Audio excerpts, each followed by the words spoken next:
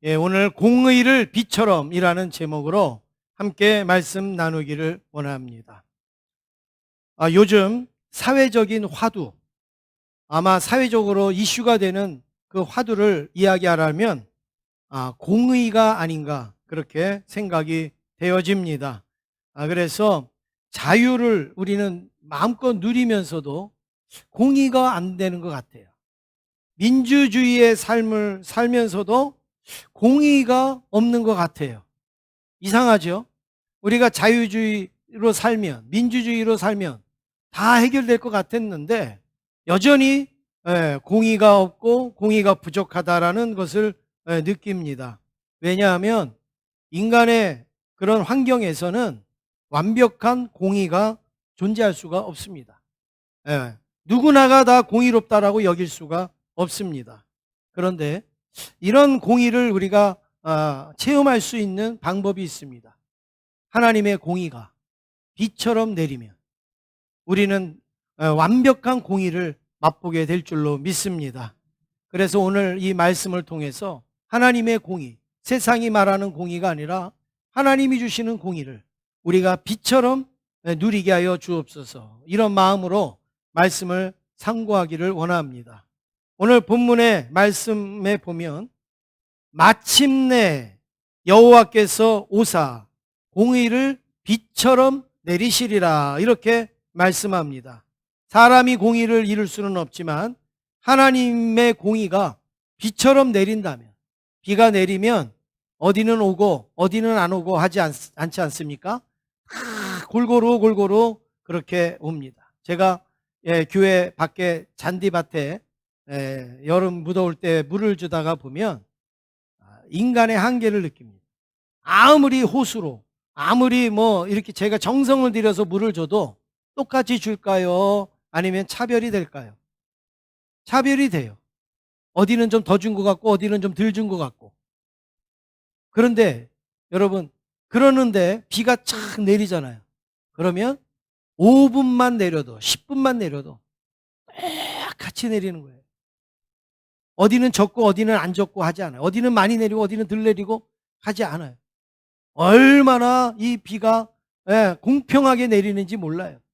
하나님의 공의 역시 마찬가지예요. 사람들은 내가 공의롭다 이렇게 하지만 이쪽으로 치우칠 수 있고 이쪽으로 치우칠 수 있어요.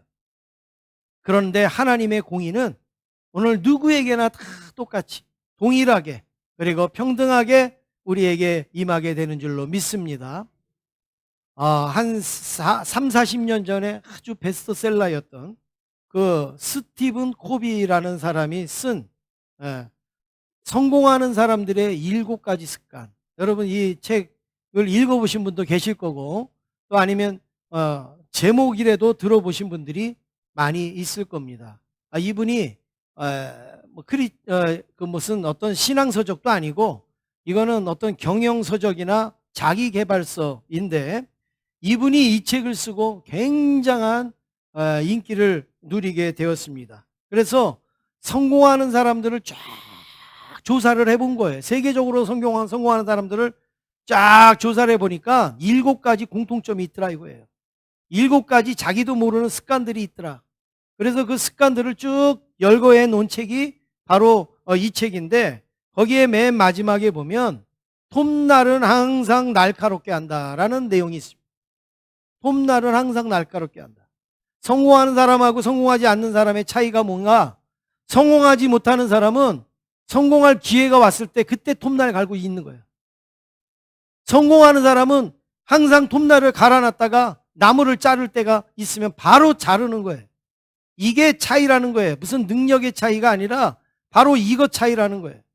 톱날을 먼저 갈고 있었느냐 아니면은 톱날을 갈지 않았느냐 이 차이라는 것이죠. 여러분 이것을 성경적으로 표현한 내용이 있어요. 이 내용을 성경적으로 보여준 내용이 있어요. 그게 오늘 우리 본문의 말씀입니다. 묵은 땅을 기경하라. 묵은 땅을 기경하라. 땅이 묵었으면 아무리 씨를 뿌리고 뭘 해도 좋은 열매를 얻을 수가 없어요. 남들은 씨를 뿌리려고 하는 나는 그때서부터 땅을 기경한다? 여러분 그 사람에게 무슨 좋은 열매가 있겠습니까? 그런데 묵은 땅을 다 기경해 놓고 씨를 뿌리면 얼마나 좋은 열매를 얻을 수 있겠습니까? 이게 뭐예요? 지금 농사 잘 지어라 이런 내용입니까? 씨를 잘 뿌려라 그런 내용입니까? 우리의 심령을 말하는 거예요. 저와 여러분의 심령이 묵은 땅이라면 빨리 기경을 하라 이거예요. 우리 묵은 땅을 갈아엎으라.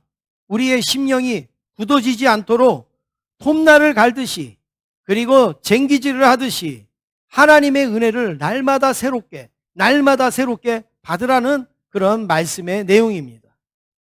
내 묵은 땅은 기경하지 않고 하나님의 은혜가 없느니, 우리는 환경이 다르느니, 하나님은 특정인만 축복하느니 우리는 이럴 때가 많아요. 그런데 오늘 호세아를 통하여서 우리에게 주시는 말씀은 우리의 마음만 기경하면, 우리의 굳은 심령을 갈아엎으면 하나님의 은혜는 비처럼 내리고 쏟아질 수 있다는 것을 저와 여러분에게 보여주고 있습니다. 그래서 이것을 잘한 사람이 누구냐? 시편 56편 8절에 보면 다윗이 이걸 잘했어요. 자기의 심령이 묵지 않도록, 그리고 자기의 심령이 굳어지지 아니하도록 다윗은 굉장히 힘을 썼습니다. 그래서 시편 56편 8절에 이렇게 말합니다. 함께 읽겠습니다. 시작. 나의 유리함을 주께서 계수하셨사오니 나의 눈물을 주의 병에 담으소서. 이것이 주의 책에 기록되지 아니하였나이까. 여러분, 다윗이 나의 눈물을 주님의 병에 담아달라는 거예요. 내가 얼마나 고생해서 흘리는 눈물인 줄 아세요? 그런 눈물이 아니에요. 내가 얼마나 아파갖고 지금 흘리는 눈물인 줄 아세요? 그런 눈물이 아니라 정말로 내 심령을 갈아엎기 위하여서 흘리는 눈물 있잖아요. 내 고집을 꺾기 위해서 흘리는 눈물, 나의 잘못된 습관을 버리기 위하여서 막 몸부림을 치면서 흘리는 그 눈물을 주님의 병에 담아달라는 거예요. 다시 말씀드려서 내 심령이 굳어지지 않도록 하나님 날 도와주세요 이거예요. 내 심령이 완악하여지거나 강팍하여지지 않도록 하나님 내 마음을 부드럽게 하여 주세요. 그런 내가 그것 때문에 눈물을 흘리겠습니다. 바로 다윗은 이런 기도를 하고 있습니다. 여러분, 심령의 눈물이 마르지 않기를 주님의 이름으로 축원합니다. 그걸 어떻게 확인할 수 있는가? 인간극장 보면서는 눈물을 줄줄 흘리시는 분이 하나님 앞에 기도하면서 눈물 한 방울도 안 흘리고 하나님의 말씀을 들으면서 찬양을 하면서도 내 마음에 어떤 그런 감동과 은혜가 없다면 우리의 심령은 굳었다라고 볼 수 있는 거예요.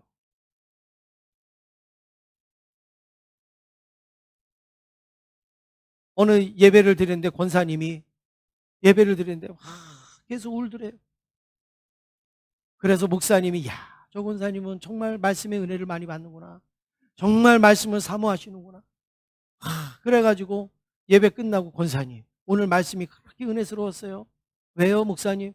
아니 계속 그렇게 그 눈물을 닦고 눈물을 흘리시는 권사님 보니까 제가 너무 감사했어요. 그랬구나 목사님. 우리 집 강아지가 죽었잖아요. 그래갖고 예배 드리는데 그 강아지가 생각이 나가지고 그래서 그냥 눈물이 나도 모르게 줄줄줄줄줄. 여러분, 강아지 죽은 거는 눈물 흘리고 주님이 나를 위해 십자가에 죽으시고 은혜를 주시는 것에 대해서는 감사의 눈물이나 은혜의 눈물을 한 방울도 안 흘린다면 여러분, 우리의 심령은 굳은 거예요. 우리의 심령은 바싹바싹 말라 있다라는 말씀입니다. 아무리 좋은 기계에도요, 윤활유를 뿌리지 아니하면 기계가 돌아갈 수가 없어요. 마찰이 일어나서 그 기계가 폭발할 수밖에 없는 거 아니겠습니까? 아무리 은혜 받은 내 심령도 하나님의 은혜가 말라버리면, 내 심령이 굳어버리면 하나님의 은혜가 의미가 없다라는 말씀입니다. 여러분, 하나님의 은혜에 또 기도하면서 감사하면서 흘리는 눈물은 창피한 눈물이 아니에요. 부끄러운 눈물 아니에요. 여러분, 예배를 드리다가 기도하다가 찬송 부르다가 여러분 눈물 나오면 그거를 주의 눈물병에 담아주세요 이렇게 말씀하시란 말이에요. 누가 볼까봐 막 창피해갖고 여러분 그거 아니에요. 그거 쉽게 눈물 흘리는 거 아니에요. 저는 지금도 뭐 제 심령이 그랬다라는 게 아니라 저는 그러려고 노력한다라는 걸 말씀을 드리는데, 저는 우리 교회 얘기를 막 다른 분하고 하다가 보면요, 저도 모르게 눈물이 핑핑 돌아요. 우리 교회의 어떤 과정, 또 여러분들의 그 삶, 또 우리가 하나님이 주시는 은혜, 이런 거를 막 이야기하다가 보면요, 마음에서 울컥울컥 올라오고 막 눈물이 핑핑 돈단 말이에요. 그럴 때 제가 생각하는 게, 아직도 굳지는 않았구나. 아직도 메마르지는 않았구나. 그런 생각을 제가 많이 하고 있단 말이죠. 사랑하는 성도 여러분, 눈물을 흘릴 때 흘려야 진정한 눈물이고, 눈물을 흘려야 할 대상을 향하여서 흘려야 바른 눈물이고, 눈물을 흘려야 할 일에 눈물을 흘려야 좋은 눈물이고, 눈물이 필요한 곳에 흘릴 때 하나님의 공의가 비처럼 내리게 될 줄로 믿습니다. 첫 번째로 묵은 땅을 기경하라 말씀을 합니다. 오늘 말씀은 호세아서의 내용인데, 호세아서는 이 호세아서를 기록하는데 북이스라엘의 출신이에요. 이 북이스라엘에서 약 40년 동안을 활동을 했어요. 그러니까 여러분, 똑같은 거 40년 하면 사람이 묵어질 수 있어요. 똑같은 거 40년 하면 둔해질 수가 있잖아요. 지금 호세아가 40년 동안을 지금 이 선지자로 활동을 하고 있어요. 지금 북이스라엘은 어떤 상황인가? 제일 북이스라엘의 역사 중에서 제일 전성기에, 경제적으로나 아니면 국방으로나 모든 면에서 하나님이 아주 번성기를 누리게 하셨단 말이에요. 감사합니까? 안 합니까? 감사하죠. 하나님이 아주 물질도, 하나님이 국방도, 모든 걸 다 좋게 해주셨어요. 그런데 막상 이 북이스라엘은 가장 죄가 심한 시기가 되었어요. 가장 하나님의 마음을 아프게 하고 범죄하는 그런 시기가 됐단 말이에요. 오늘 호세아서 10장 1절에 보면 바로 그 내용이 나옵니다. 우리 1절을 한번 같이 읽겠습니다. 1절입니다. 시작.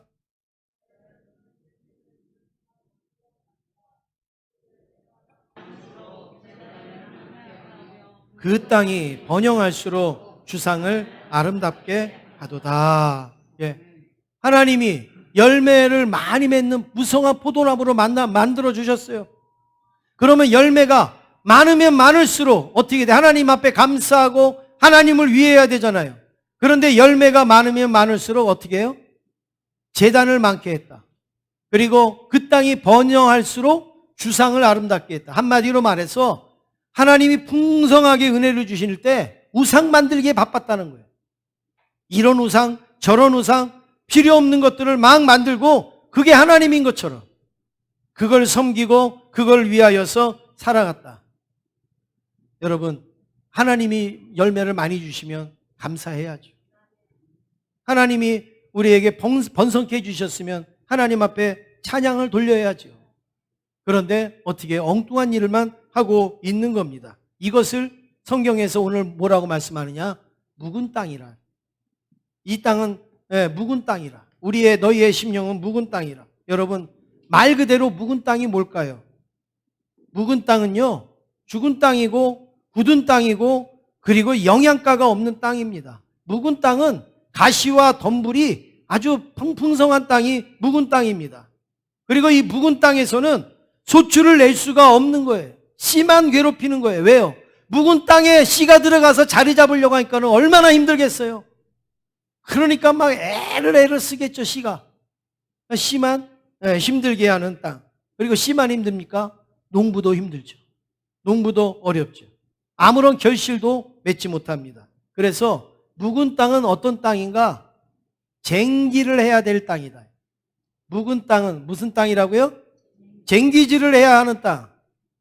땅 속에 있는 땅을, 흙을 끌어올려서 또 위에 있는 흙을 갈아서 덮어야 되는 땅.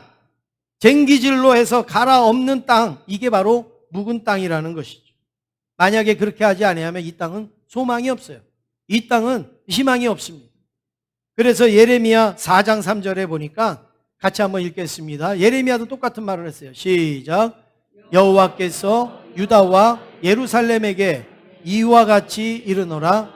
너희 묵은 땅을 갈고 가시덤불에 파종하지 말라.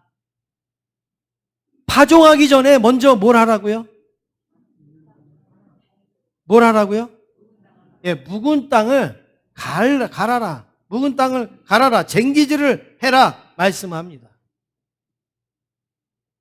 농사를 짓는 분들을 세 가지 종류로 부르더라고요. 농사 짓는 분들을. 상농, 중농, 하농 이렇게 부른대요. 예. 저도 그냥 들은 거예요. 저도 이제 책에서 본 거예요. 상농, 중농, 하농. 놈이 아니에요. 상농, 중농, 하농인데 상농이 누구냐면 농사를 제일 잘 짓는 사람. 하농은 농사를 잘 못 짓는 사람. 이런 분들을 하농. 중농은 그냥 그저 그런 분들 이렇게 말한대요. 그러면 누구를 상농이라고 하는가? 누구를 하농이라고 하는가? 물론 뭐 열매를 많이 맺거나 뭐 이런 것도 있지만 상농의 기준이 뭐냐? 쟁기질을 누가 잘하느냐. 쟁기질을 잘하는 사람이 상농이다. 쟁기질을 못하는 사람은 하농이다. 이렇게 정의를 내리고 있다는 거예요. 다시 말해서 묵은 땅을 잘 갈아엎는 사람이 좋은 농부가 된다는 거예요. 근데 묵은 땅을 갈아엎지 않고 귀찮으니까 힘드니까 대충 씨를 갖다가 뿌리는 그 사람은 일하기는 쉬워도 나중에 거둘 것이 별로 없는 사람. 이 사람이 하농. 오늘 저와 여러분들은 하농이 아니라 상농 되시길 원합니다.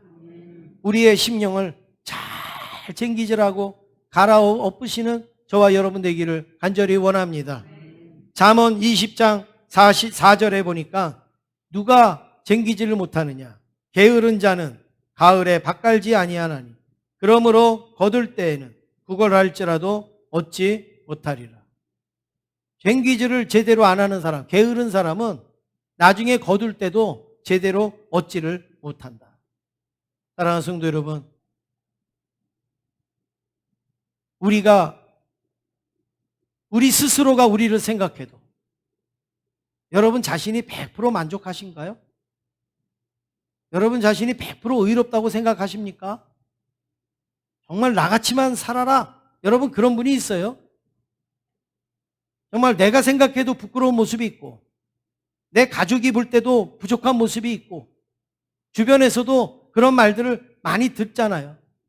우리가 부족한 부분이 있어요. 그게 묵은 땅이에요. 그걸 갈아야 돼. 그게 굳은 땅이에요. 그걸 갈아야 돼. 그거를 갈아엎지 않으면 어떠한 은혜도 어떠한 우리의 축복도 축복과 감사로 우리에게 찾아올 수가 없습니다. 평생을 목회하셨던 목사님이 은퇴하시고 이제 원로 목사님이 되셔서 이제 이런 이야기 하시는 걸 제가 들었습니다. 정말 그런 분들의 이야기는요, 평생의 이야기를 그냥 한마디로 듣는 거잖아요. 이거 얼마나 귀한지 몰라요. 그 목사님이 이런 얘기합니다. 나 목회하면서 집을 바치는 교인 많이 봤대요. 그렇죠, 여러분? 우리 한국교회 집 바치고 하는 교인들도 많이 있었어요. 나 목회하면서 땅 문서 갖다 바치는 교인들도 많이 봤다. 그렇죠. 나 목회하면서 막 전세금 갖다가 내는 그런 교인도 많이 봤고, 심지어는 아무것도 없으면 피를 뽑아서 그걸 팔아서 헌금으로 드리는 그런 교인도 봤다. 뭐 정말 상상도 못할 헌신과 그렇게 하는 교인들 많이 봤다 이거예요, 목회하면서. 그런데 한 가지는 못 봤대요. 한 가지. 그래서 한 가지가 뭡니까? 자기의 기질을 갈아엎는 사람 못 봤다. 자기의 기질을 뽑아서 하나님 앞에 바친 사람은 없다는 거예요.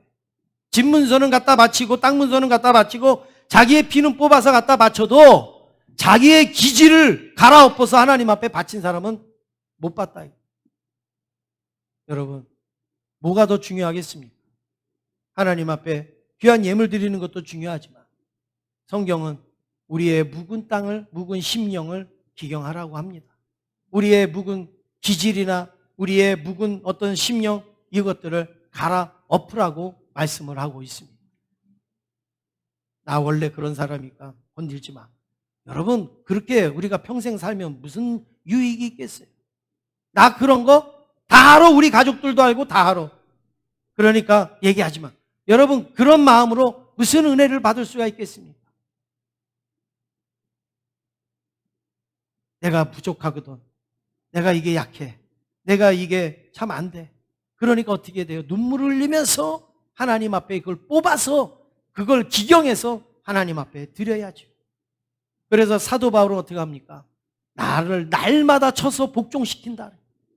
나의 그 나쁜 쓴뿌리 같은 것들을 없애기 위해서 날마다 쳐서 복종시킨다. 이렇게 고백하고 있지 않습니까? 내 안에 쓴뿌리가 있는 분은요, 늘 쓴뿌리 때문에 상처당하고 상처 주고 아픔 당하고 아픔 주고 합니다. 그 쓴뿌리 빨리 뽑아내야죠. 그런데 그 쓴뿌리 뽑아내지 않냐고 계속 두면서 언제 어느 때 있으면 또 그것 때문에 상처받고 주고 또 그것 때문에 힘들고 아프고 한단 말이죠. 씨를 뿌리는 작업보다 더 절실히 요구되는 것은 우리의 심령을 갈아엎는 거예요. 하나님의 은혜로 갈아엎는 거예요. 내 심령을 기경하지 않고 자꾸 주변 탓하지 마세요. 내 심령을 갈아엎는 사람은요, 주변 탓하는 말을 저는 못 들어봤어요. 근데 내 심령을 기경하지 않는 사람은요, 맨날 나는 잘하려고 그러는데 다 문제래요. 내 옆에 있는 사람도 문제고 내 주변에 있는 사람도 문제고 내 직장도 문제고 내 환경도 문제고 다 그래요. 먼저 오늘 우리는 하나님의 말씀처럼 하나님의 공의가 비처럼 내리기 위하여서 우리의 묵은 심령을 갈 수 있는 저와 여러분 되길 원합니다. 옆에 있는 분하고 인사하시겠습니다. 제 심령을 갈겠습니다. 인사하겠습니다. 두 번째로 나를 위한 하나님의 일입니다. 하나님의 일인데 그게 하나님을 위한 게 아니라 나를 위한 거래요. 묵은 땅을 갈아엎는 가장 큰 이유가 무엇이겠습니까? 오늘 11절에 보면 이런 말씀이 나옵니다. 너희가 이 묵은 땅을 기경하는데 그 묵은 땅을 누구를 위하여서 기경하라고요? 12절에 보면 자기를 위하여. 자기를 위하여 기경하라. 자기를 위하여 기경하라. 그러니까 묵은 땅을 하나님을 위해 기경하라는 게 아니에요. 나라를 위해서 기경하라, 교회를 위해서 기경하라는 게 아니라 누구를 위해서요? 자기를 위하여 기경하라. 구약에 이 단어가 많이 나오는데 제사를 지낼 때, 하나님 앞에 제사 지낼 때 여러분 제사를 누구한테 드립니까? 누구한테 드려요? 제가 오늘 1부 때도 말씀을 드렸지만 우리 한국교회가 코로나19 때문에 다 힘들고 어렵지만 가장 안타까운 거는 우리 성도들의 야성이 없어진 거예요. 마스크 딱 쓰면서부터 찬송도 안 들리고 기도도 안 들리고 그리고 말씀 읽는 것도 안 들리고 마스크에 다 가려졌어요. 제가 지난번에 한번 그 말씀을 제가 드렸더니 요번에 그 신문에 기독 신문에 어느 목사님이 제 이야기를 들었는지 마스크 속에 감춰진 찬송 이런 글을 칼럼을 썼더라고요. 그게 같은 내용이에요. 마스크 썼다고 찬송도 안 하고 기도도 안 하고 말씀도 안 읽고 아멘도 안 하고 지금 우리 한국교회 이 야성이 없어졌다. 한국교회 예전에 우리 한국교회 성도들 어땠습니까? 뭐 야성이 있었잖아요. 야성. 그래서 정말 뭐 산기도 하면서 뭐 찬송하면서 얼마나 부르짖고 그렇게 했습니까? 근데 오늘날 이 마스크를 쓰니까 아무것도 없어져. 그러면 여러분 혹시 그런 생각하죠? 그 예전의 성도들도 우리 선조들도 마스크 써보라 그래요. 갔다가 마스크 씌워봐요. 그렇게 할 수 있는가? 분명히 여러분 그런 질문을 하실 거예요. 그래서 저도 그 질문을 해봤어요. 초대교회 우리 성도들한테 마스크를 갖다 씌워놓으면 어떨까? 저는 마스크 씌웠어도 그때 기도했을 거라고 생각해요. 찬송했을 거라고 생각해요. 물론 여러분이 안 한다는 건 아니지만 우리가 이거 썼다고 못할 게 아니잖아요. 그런데 너무 우리는 여기에 해서 그냥 아무 반응도 없고 아무 것도 없어요. 아마 우리 초대교회 성도들이 마스크 썼으면 아멘하다 마스크 찢어졌을 거예요. 찬송 부르다가 마스크 너덜너덜해졌을 거예요. 사랑하는 성도 여러분, 비록 우리가 마스크 쓰고 예배드리지만 우리의 영성과 우리의 야성은 살아있기를 주님의 이름으로 축원합니다. 네. 더 크게 했을 거예요. 더 힘있게. 이것 때문에 안 들리니까 더 세게 했을 거예요. 더 세게. 아멘 안 하면 자꾸 이렇게 삐딱하게 나가잖아요. 제가. 딴 데로 새잖아요. 구약의 제사를 드릴 때에 누구한테 제사를 드리죠? 하나님 앞에 드려요. 그러면 제사를 누구를 위한 거예요? 하나님을 위한 거죠. 그런데 구약의 제사를 지낼 때 많이 쓰는 단어가 뭔지 알아요? 너희를 위하여, 자기를 위하여, 자기를 위하여 번제를 잡고, 자기를 위하여 뭘 드리고, 자기를 위하여 뭐 피를 뿌리고. 이상하게요. 우리는 하나님 앞에 제사를 드린다고 하는데 그 제사의 규례를 보면 그 제사에 전부 자기를 위하여, 자기를 위하여, 자기를 위하여 그렇게 쓰여 있단 말이에요. 이건 이상하잖아요. 우리는 하나님을 위하는데, 예배도 우리는 하나님 앞에 드린다고 그러는데, 아니 묵은 땅을 기경하는 것도 우리가 하나님을 위해서 기경해야 되는 건데 자기를 위하여 이렇게 말하고 있거든요. 자기를 위하여. 여러분 왜 그렇습니까? 하나님을 위하는 것인데 하나님을 위해서 우리 예배도 드려요. 우리가 또 살기도 해요. 그런데 결국에는 하나님 앞에 드렸지만 누가 쓰느냐 하면 내가 쓰고 있어요. 누가 혜택을 받고 있냐? 내가 혜택을 받고 있단 말이에요. 믿습니까? 네. 여러분 우리가 하나님 앞에 헌금을 드려요. 그런데 그 헌금은 누가 쓰고 있어요? 지금 하나님이 쓰십니까? 우리가 쓰잖아요. 선교하는 데 쓰고 우리가 교육하는 데 쓰고 우리가 유지하는 데 쓰고 하잖아요. 아니 하나님 앞에 드렸으면 우리가 쓸 게 없어야 되잖아요. 근데 누가 쓰느냐? 우리가 쓰고 있어요. 하나님 이 햄버거 너무 맛있어요. 하나님 한번 드셔보세요. 그리고서 이 햄버거를 하늘에다가 세게 던져요. 하나님 드시라고. 그럼 하나님이 드시는가요? 3초 있으면 내 앞에 뚝 떨어져요. 하나님 안 드시네? 그럼 내가 먹어야지. 하나님 앞에 우리는 드리지만 사용은 누가 하느냐? 우리가 하는 거예요. 우리가. 쓰는 건 누가 쓰느냐? 오늘 저와 여러분이 쓴단 말이에요. 그래서 하나님을 위하여 하지만 하나님은 뭐라 그러냐면 자기를 위하여 그러는 거죠. 우리를 위하여. 우리가 하나님을 열심히 찬양합니다.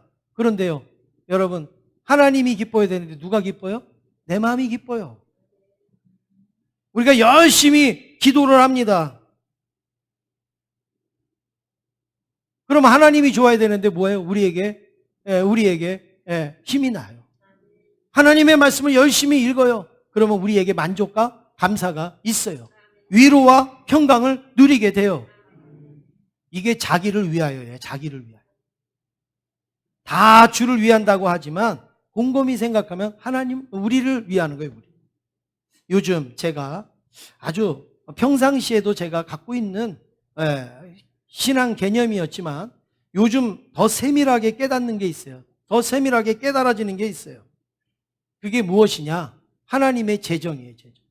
제가 뭐 이거를 어떤 헌금 설교를 하려고 지금 말씀드린 게 아니라 하나님의 재정이 얼마나 오묘한가, 얼마나 오늘 이 말씀처럼 하나님의 재정이 우리를 위한 것이다라는 것을 깨닫게 해주시는 말씀이에요. 그래서 여러분 그런 의미로 들으시면 좋겠는데, 하나님의 재정의 시작은 어디입니까? 성도님들의 헌금이에요. 여러분들이 일하고 여러분들이 수고해서 하나님 앞에 주일헌금도 또 뭐 감사헌금도 아니면 11조도 성교헌금도 하나님 앞에 드리는 그 헌금이 하나님의 재정의 시작이잖아요. 그렇죠? 그래서 그 재정이 모여서 쓰여진단 말이에요. 그런데 이 재정으로 하나님의 사업을 합니다. 하나님의 일을 합니다. 그리고 이 재정으로 이웃을 돌봐주기도 하고 선교에 쓰기도 하고 열방으로 이 재정이 막 보내집니다. 그런데 여러분, 하나님의 재정은 세상의 물질하고 달라요. 세상의 물질은 있으면 그거 쓰면 끝나요. 그런데 하나님의 재정은요, 기적을 일으키면서 움직여요. 기적을 일으키면서. 기적을 만들면서 나타나요. 하나님의 재정은. 구체적인 예를 제가 이렇게 이야기해봐야 여러분들이 이해가 잘 안 돼요. 구체적인 예를 우리 교회를 들어서 하나 제가 말씀을 드리시는 게 빠를 겁니다. 얼마 전에 여러분들 우리가 기도하면서 우리 교회 옆에 그 땅을 우리가 구입을 했습니다. 이거 여러분들이 드린 헌금으로 이 땅을 구입을 했어요. 그래서 깔끔하게 주차장을 만들어서 아주 교회가 제가 여기서 보는 그 시야가 얼마나 좋은지 몰라요.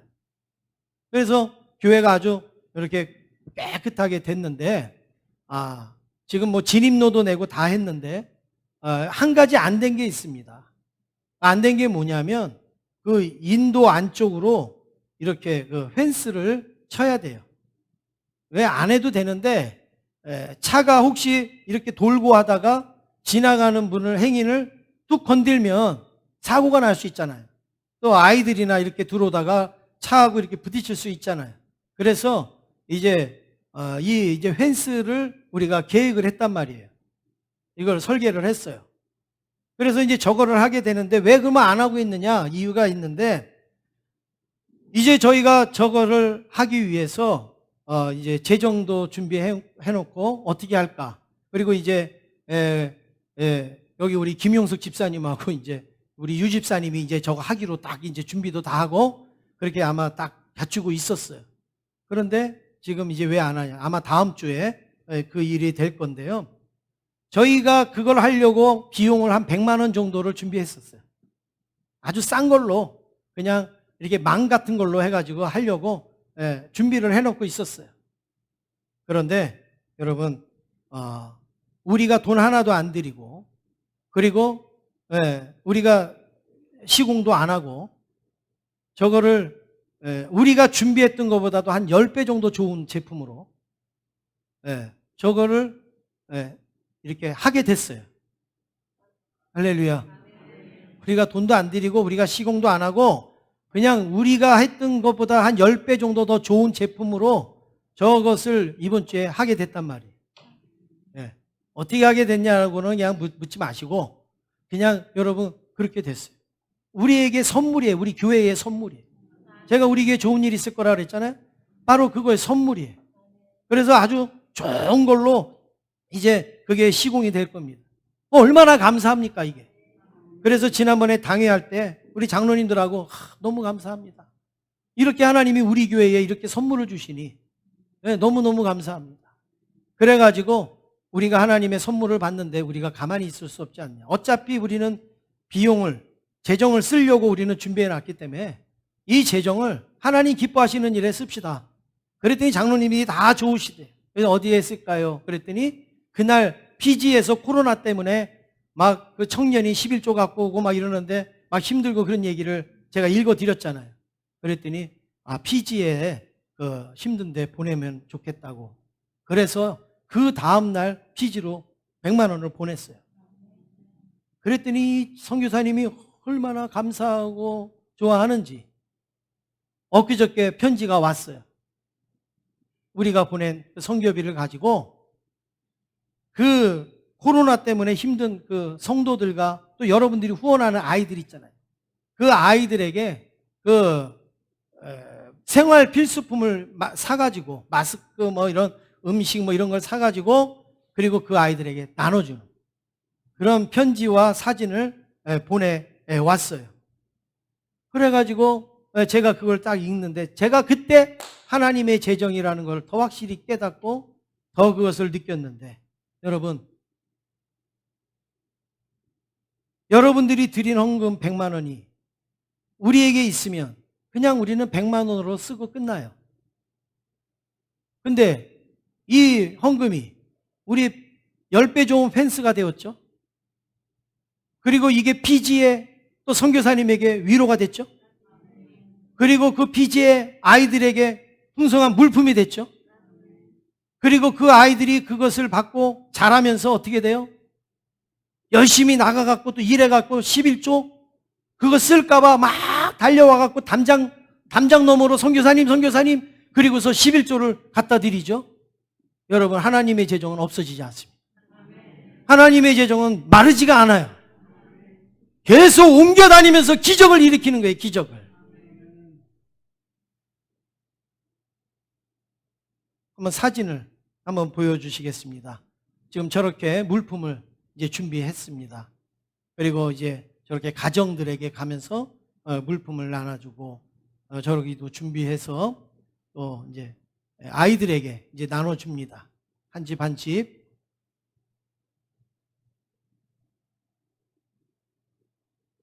저 아이들이 우리들이 후원하는 아이들이잖아요. 사진을 다 못 찍었대요. 그러니까 여러분 이해해 주세요. 저렇게 우리 아이들에게 하는데 이 청년이 자기의 일자리를 잃어서 소득이 없는데 그 옆동 아무 집에 나가서 나 아무 일이나 시켜주고 그리고 월급을 달라. 그래갖고 아무 일이나 해가지고 그 월급을 받는 즉시에 그 멀리 그 교회를 달려와갖고 선교사님 그 코로나 때문에 격리되어져 있는데 밖에서 헌금을 11조입니다. 그리고 드리고 가는 청년이 저 친구. 그 친구의 얼굴을 제가 궁금했는데 선교사님이 그걸 알고 사진을 찍어서 보내주셨다라는 말이죠. 여러분, 하나님의 재정은 바로 이런 거예요. 사람의 계산으로 계산이 안 돼요. 우리 교회 풍성하게 하죠. 피지를 풍성하게 하죠. 아이들을 살리죠. 또 그 아이들이 드린 헌금으로 또 하나님의 일을 하죠. 하나님의 재정은 옮겨지면서 옮겨지는 곳마다 기적을 일으키는 거예요. 기적을. 웅덩이에 있는 물은 그냥 말라버리면 끝나지만 그 물을 터가지고 흘려보내면은요 색강이 살고 바다가 살고 그 우리의 비전과 같이 그렇게 하나님의 은혜와 축복이 흐르게 된다라는 말씀입니다. 여러분들의 그 헌금, 내 집의 세숫대와 같은 그런 곳에 있는 물이 하늘로 증발을 합니다. 그러면 하늘에서 구름으로 모여서 그 모인 구름이 우리가 가물고 메마르고 그리고 땅에 비가 필요할 때 쫙 쏟아줍니다. 그러면 땅에 열매가 맺고 곡식이 열리고 그리고 우리도 삽니다. 그리고 거기에서 풍성한 열매를 얻게 되지 않습니까? 그러면 또 그 열매로 하나님 앞에 또 감사합니다. 여러분, 이게 하나님의 재정이에요. 하나님의 재정. 우리가 하나님 앞에 조그만 예물, 뭐 작은 헌금이라도 우리가 하나님 앞에 드리면 이것을 하나님께서 모아서 비를 내리듯이 하나님의 일에 이것을 써주시면 하나님께서 또 거기에 풍성한 열매를 얻게 하고 그리고 기적을 낳게 하여서 거기에서 또 하나님 앞에 우리가 영광을 돌리게 되는 겁니다. 그래서 여러분들의 자녀들이 어느 정도 성장하고 그리고 직장도 갖고 그리고 결혼도 하고 이렇게 하거든. 여러분, 하나님 앞에 헌금을 가르치세요. 물론 그 전서부터 가르치셔야 되지만 헌금을 가르치세요. 여러분, 그 헌금은 누구를 위하여 하는 거예요? 자기를 위해 하는 거라고. 자기를. 하나님 앞에 햄버거 던지면 누가 먹는다고 그랬어요? 내가 먹잖아요. 그게 우리 자녀들을 정말 형통하게 하고 잘 되게 하는 거예요. 엄마, 나 직장 갔는데 이제 11조도 좀 해야 되지 않을까요? 야야야야, 너 몇 푼 번다고 그래? 가만히 내비둬. 그건 엄마가 알아서 할 테니까 너는 그냥 가서 일이나 해. 대부분 이런 부모들이 많아요. 여러분, 그런 부모님은 묵은 땅 기경하지 말라고 하는 부모님이에요. 제가 헌금 많이 내라고 말씀드리는 게 아니에요. 제가 언제 그런 설교 하던가요? 이게 우리를 위하여서 하는 그런 메시지라는 말씀이죠. 그러면 세 번째로 묵은 땅을 언제 기경해야 되는가? 여러분, 묵은 땅은 아무 때나 하는 게 아닙니다. 씨를 뿌리기 직전에 해야 된대. 너무 일찍 해놓으면 또 굳어갖고 안 된대. 그러니까 씨를 뿌리기 얼마 전에 그것을 해야 되는 거예요. 땅이 골고루 갈려지면 거기에다가 씨를 뿌리면 좋은 열매를 얻게 되는 거예요. 그러면 여러분, 우리가 하나님을 찾아야 돼요. 하나님은 언제 찾습니까? 하나님은 언제 찾아요? 오늘 여기에 말씀에 지금이 여호와를 찾을 때다. 지금이 여호와를 찾을 때다. 앞으로 내가 여호와 찾아야지. 아니에요. 지금. 여러분 목욕탕 언제 가십니까? 목욕탕 언제 가세요? 제가 알려드릴게요. 때가 차면. 여러분 몸에 때가 차면 목욕탕 가잖아요. 아까 1부 때도 제가 이 말하고 얼마나 난처했는지 몰라요. 뭐 반응이 있어야죠. 얼마나 막 민망했는지 막. 근데 2부 때도 약간 민망한데요. 때가 안 찼는데 목욕탕 가는 사람이 아니잖아요. 때가 찼. 그러면 우리가 여호와는 언제 찾느냐? 바로 지금이다, 지금. 하나님의 은혜를 지금 찾아야 된다. 미국에서 아마 전 세계적으로 가장 많은 찬송시를 쓴 사람일 거예요. 찬송시를 많이 쓴 그분이 있는 여자분이 계신데 크로스비 여사라는 분이에요. 크로스비 여사. 이분이 쓴 찬송이 우리 찬송에도 많이 있어요. 근데 이분은 너무너무 가난한 집에 태어났어요. 그런데 어릴 때 병원에서 무슨 치료를 받다가 의사 선생님이 잘못 치료해서 두 눈을 실명합니다. 얼마나 불행합니까? 멀쩡한 눈을. 그런데 이 크로스비 여사는 항상 그 믿음 안에서 소망과 희망으로 가득 찬 그런 시를 썼어요. 그 시가 몇 편이나 되는가? 8,000편. 8,000여 편이 되는 거예요. 그런데 어느 날 교도소에 가서 이제 그들을 위문을 하는데 막 예배를 드리는데 어떤 이 죄수가 막 기도하는 소리가 들리는 거예요. 주여 나를 떠나지 마소서. 주여 나를 떠나지 마소서. 이 죄수가 몸부림을 치면서 이렇게 부르짖는 거예요. 이 소리를 들은 크로스비 여사가 거기에서 너무너무 은혜가 된 거예요. 그 사람의 그 고백이. 그래서 그 자리에서 찬송을 썼어요. 그 자리에서 시를 썼단 말이에요. 그게 오늘 저와 여러분도 부르는 찬송이 됐습니다. 무슨 찬송인가요? 인내하신 구세주여 내가 비오니 죄인 오라실 때에 날 부르소서. 같이 합니다. 주여 주여 내가 비오니 죄인 오라실 때에 날 부르소서. 할렐루야. 언제요? 죄인 오라 하실 때. 언제? 지금. 하나님이 내게 은혜 주실 때, 하나님이 내게 기회를 주실 때, 우리가 예배를 드릴 수 있고 우리가 하나님 앞에 엎드릴 수 있을 때에 하나님을 찾으라 이거예요. 그리고 우리의 심령을 기경을 해라. 그러면 하나님께서 우리에게 오셔서 우리에게 은혜도 주시고 축복도 허락하여 주실 줄로 믿습니다. 마라톤 선수가 42.195km를 다 달리고 마침내 결승선을 통과하듯이 오늘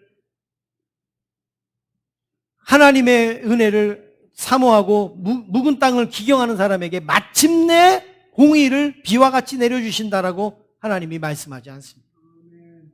옆에 있는 분하고 인사하겠습니다. 지금 하나님을 찾으세요. 인사하겠습니다. 네. 사랑하는 성도 여러분, 하나님의 공의가 비처럼 임하기를 원하십니까? 그러면 우리 자신을 위하여서 지금 우리 심령에 묵은 땅을 기경하시기를 바랍니다. 그러면 하나님께서 여러분들이 원하시는 공의를 비를 주시듯이 하나님이 넘치도록 허락하여 주실 줄로 믿습니다.